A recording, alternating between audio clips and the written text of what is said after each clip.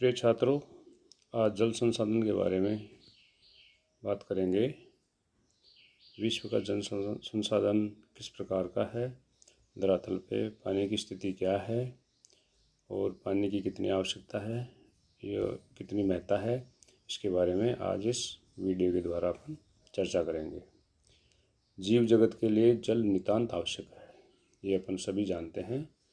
प्राणों की रक्षा के लिए हवा के बाद जल का ही दूसरा स्थान है। हमारी क्रियाशीलता स्वच्छ जल के निरंतर सप्लाई पर ही निर्भर करती है। जलमंडल में जल 3 रूपों में मिलता है। जल के जो 3 रूप हैं वो इस प्रकार से हैं। जो ठोस रूप में जो जल पाया जाता है वो बर्फ़ के रूप में है, जो ये रहा। तरल के रूप में जल पानी के रूप में होता है और गैस के रूप में जल जलवाष्प के रूप में होता है। यह जल पृथ्वी पर इन 3 रूपों में ही मिलता है। लगभग 97.2% जल खारी समुद्री जल के रूप में मिलता है, समुद्रों के रूप में पाया जाता है, और शेष 2.8% स्वच्छ जल होता है। स्वच्छ जल का विशालतम भंडार पृथ्वी की हिम चादरों, आइस शीट तथा पर्वतीय हिमनदों में अवस्थित है, जो भूमंडल के कुल जल का 2.15% है।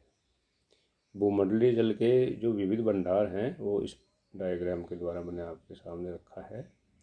ये आप देखिए, भूमंडलीय जल किस रूप में है। ये है 97.2% महासागर में, और हिम चादर और बर्फ़ के रूप में है 2.15, और धरातलीय जो जल है वो 0.63%, और इधर जल वायुमंडल के में 0.1001% वायुमंडल में। ये नदियों के द्वारा यह आंकड़ा, ये झीलों के रूप में स्वच्छ जल के रूप में है, ये खारी झीलें हैं, और ये मृदा जल के रूप में पाया जाता है, जो इस टेबल के द्वारा आपको दिखाई दिया है। पृथ्वी पर उपलब्ध जल का लगभग 1% भाग जलीय चक्र में भाग लेता है। वाटर साइकिल क्या है वो अब देखेंगे अपन। हाइड्रोलॉजिकल जिसको साइकिल कहते हैं। तापमान जलीय चक्र में ऊर्जा का कार्य करता है। गर्मी के कारण वाष्पीकरण होगा, वाष्प में जल बादल बनेंगे और फिर वर्षा होगी, फिर समुद्र में आ जाएगा। इस प्रकार धरातल पर स्थित विभिन्न जल स्रोतों, झील, तालाब, नदियों, पेड़ पौधों, समुद्रों में उपलब्ध जल का वाष्पीकरण होगा तापमान के द्वारा, एवं यह जल वायुमंडल में प्रवेश करेगा। इसके उपरांत तापमान कम होने के कारण संघनन होकर यह वाष्पीकृत जल वर्षा के रूप में पुनः धरातल पर आ जाता है। इस प्रकार जल का जो चक्र पूरा होता है उसे जलीय चक्र अर्थात हाइड्रोलॉजिकल साइकिल कहते हैं। ये के द्वारा, डायग्राम के द्वारा मैंने आपको ये बताया है कि जैसे इसमें जल के विविध रूप हैं। ये धरातल की स्थिति है, समुद्र की स्थिति है, यहाँ पे ये ओशन है, ये सरफेस है, ये वाला सरफेस, और ये वेजिटेशन है यहाँ पे, और ये समुद्रों से ये वाष्पीकरण होता जा रहा है। ये और ये यहाँ पे बादल बन रहे हैं, और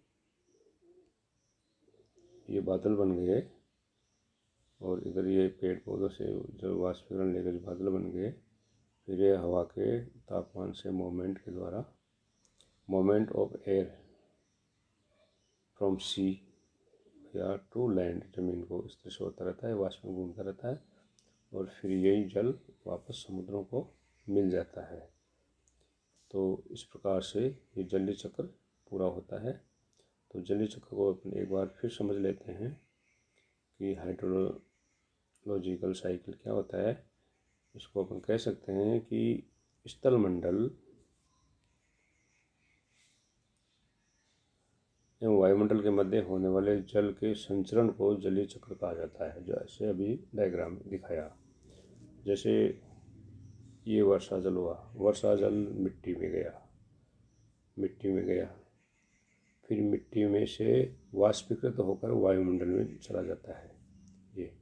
और जो वर्षा जल मिट्टी में जाता है वो कुछ जल भूमिगत जाता है और भूमि से रिस करके वहाँ मिट्टी से रिस करके भूमिगत जल हो गया रिस करके, और मृदा से कुछ जल वो धरातल पर वो बहने के रूप में, वायुजल के रूप में बह करके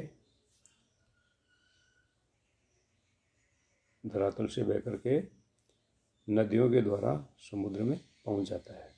और समुद्र में पहुंचने के बाद में फिर इसका फिर वो वाष्पीकरण होता है और वाष्पीकरण से फिर बदल बनते हैं, बदल बन के वापस धरातल तक आता है। इस प्रकार से ये जलीय चक्र पूरा होता है। तो ये था अपना जल संसाधन। तो जिसमें जल संसाधनों को समझने से पहले कि जल कितने रूपों में और किस किस रूप में आपस में बदलता रहता है, इस प्रकार से अपन ने आज जलीय चक्र को और वो जल संसाधन में जलीय चक्र को पढ़ा। धन्यवाद।